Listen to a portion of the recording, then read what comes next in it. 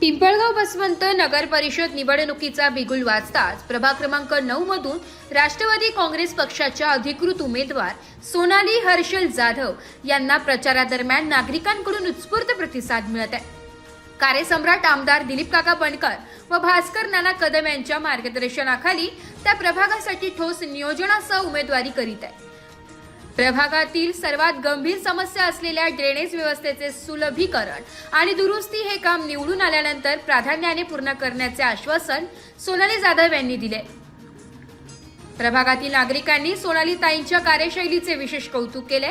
कुठलीही अडचण असो, ताईंना एक फोन केला की त्या लगेच मदतीसाठी धावून येतात। बचत गटांच्या माध्यमातून अनेक महिलांना रोजगार मिळवून दिल्याबद्दल ताईंचे विशेष आभार असे मत नागरिकांनी व्यक्त केले।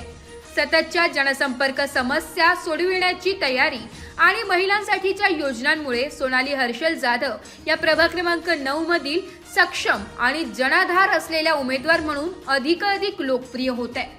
पिंपळगाव बसवंत नगर परिषदेची निवडणूक 2 तारखेला त्या ठिकाणी होणार आहेत। राष्ट्रवादी काँग्रेस पक्षाच्या वतीने या ठिकाणी आमचे नगराध्यक्ष पदाचे उमेदवार जे आहेत या ठिकाणी शरदजी गायकवाड, ते स्वतः इंजिनियर आहेत।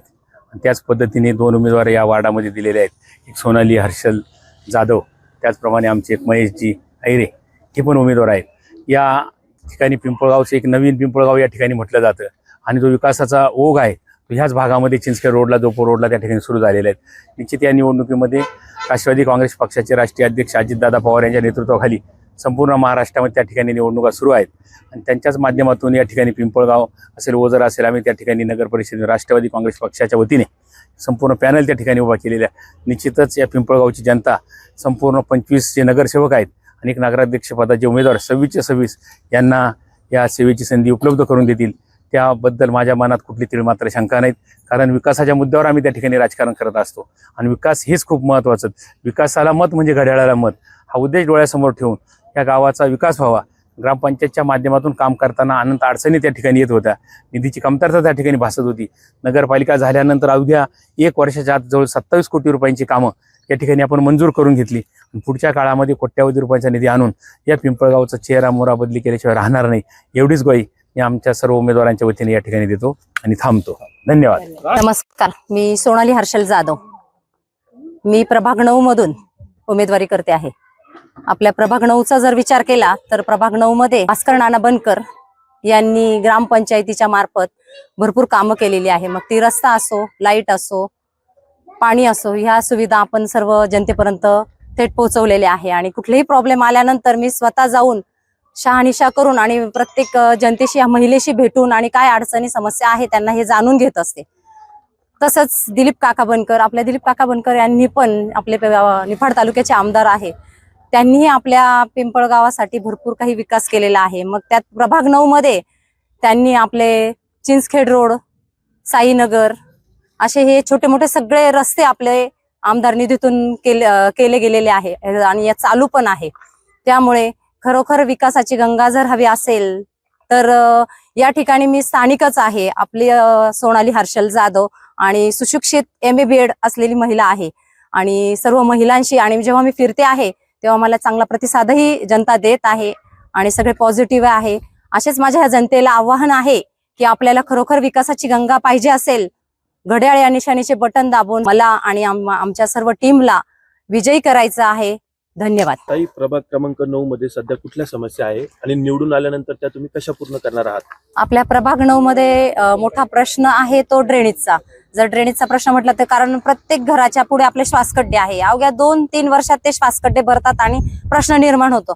त्यामुळे आपल्या इथे ड्रेनेजचा प्रश्न मोठा आहे, पण तो ड्रेनेजचाही प्रश्न आपण आपले आमदार आहे यांनी तो आपल्याला मोठा निधी आणून सोडवलेला आहे। 250 कोटीचा निधी त्यांनी उपलब्ध करून दिलेला आहे।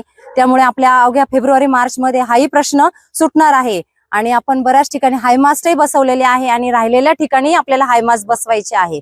आणि तसेच मी महिलांसाठीही आपल्या या प्रभाग 9 मध्ये बचत गटही 30 ते 35 बचत गट खोललेले आहे। त्या माध्यमातून आपला स्मार्ट ग्राम संघ निर्माण झालेला आहे।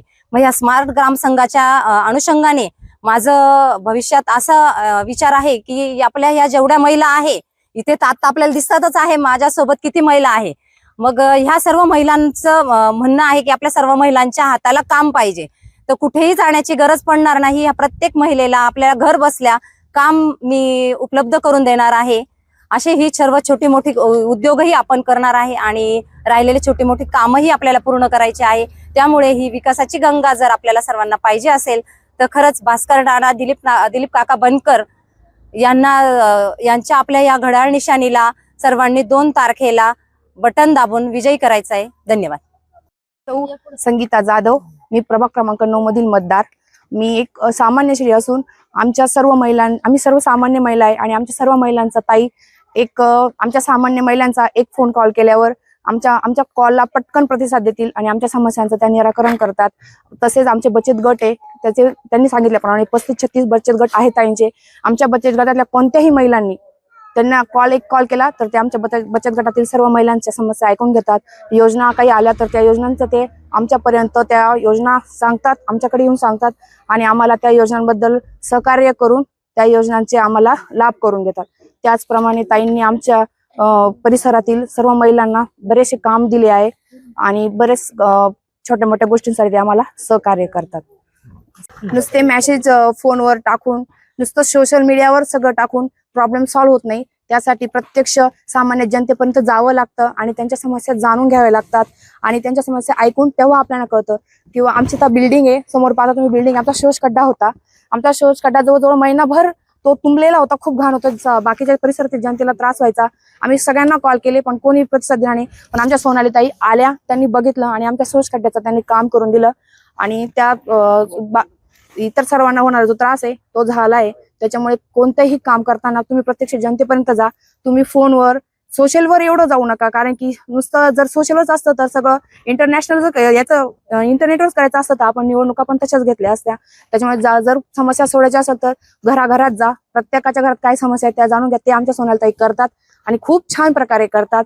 लोक अक्षरशः म्हणतात खरंच आल्या, आमच्या दारापर्यंत आले.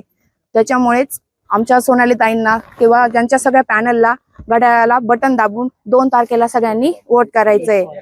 एक कॉल आणि प्रॉब्लेम सॉल्व्ह असे आमच्या सोनालीताईंचं कार्य आहे. त्याच्यामुळे आमच्या सोनालीताईंना सगळ्याच पॅनलला घड्याळाला बटनावर क्लिक करून 2 तारखेला सगळ्यांनी भरघोस मतांनी आमच्या सोनालीताईचा विजय करायचा. संतोषी माता नगर मधलीच एक मतदार आहे आणि सोनालीताई ह्या खरंच एक व्यक्ती म्हणून खूप छान आहेत. त्यांचं वागणं, बोलणं किंवा मदत करण्याची त्यांची पद्धत खूप छान आहे. आम्हाला कुठलाही प्रॉब्लेम असला तर त्या आम्हाला खूप मदत करतात. काही पाण्याचा काही प्रॉब्लेम आला, काही नळाला पाणी नाही आलं किंवा येणार नसेल तर ते आम्हाला तत्काळ कळवतात. महिलांसाठी त्या खूप चांगल्या आहेत आणि त्या यावी अशीच माझी पण इच्छा आहे. तर घड्याळाला बटन दाबून घड्याळाचं त्यांना विजय करून द्यावा हीच माझी पण इच्छा आहे. मीना श्रीराम पाटील, आम्ही राहणारे तेच पिंपळगाव.